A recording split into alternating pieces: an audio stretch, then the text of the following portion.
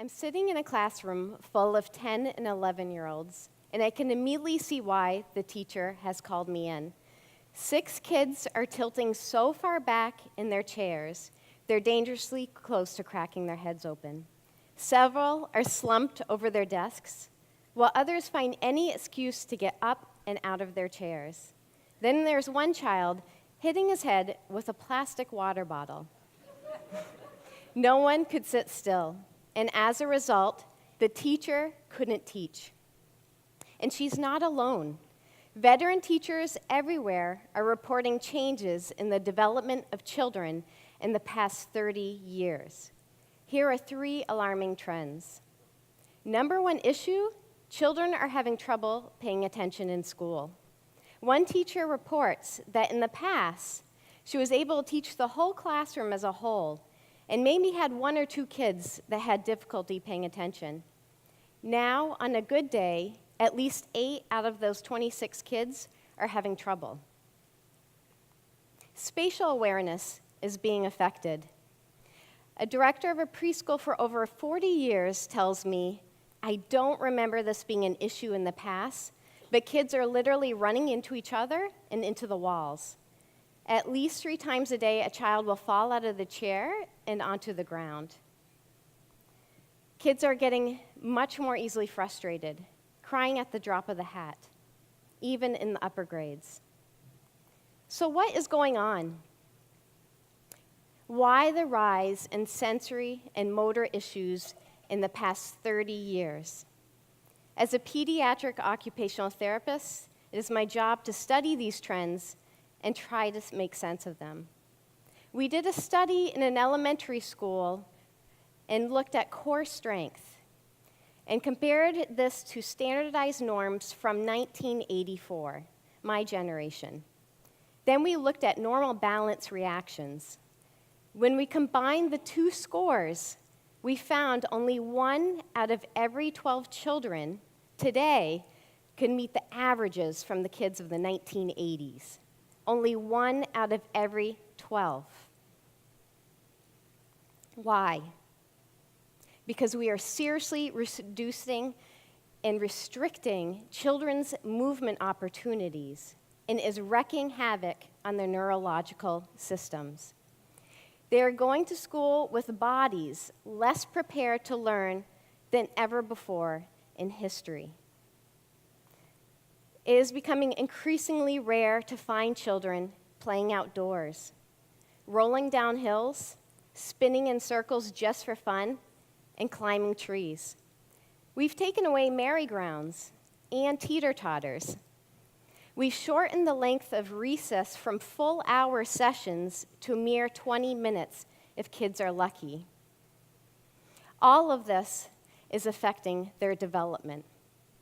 To make matters worse, we are further containing children by having them sit in chairs for hours on end, both in the home and in the school environment.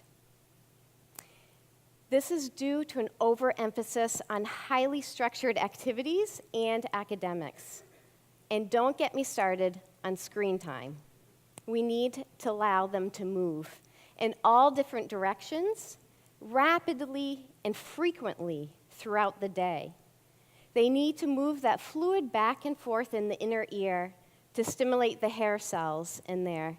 This develops our vestibular system, or our balance sense. This sense is key to all the other senses. If we're not stimulating it enough through frequent movement opportunities, it can affect everything. The sense helps us to know where our body is in space, to get from point A to point B safely, to stay in our seat without falling out, to regulate our emotions back down again and our activity level, to support all 6 eye muscles to track for reading and for writing.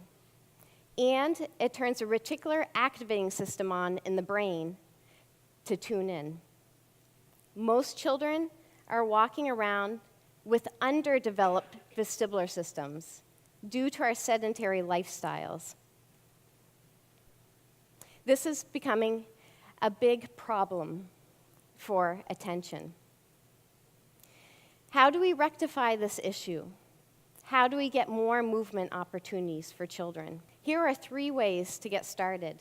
We need to lengthen recess times to a full hour. 20-minute recess sessions don't work. If kids are sitting for too long, they get antsy. Then we let them outdoors. What happens is when they first start moving, their activity levels actually go up. So now, if you let them in 20 minutes, they're more hyper than before. We need to allow for a full 45 minutes to an hour for that to regulate back down again. We need to allow children to move in ways that make adults gasp.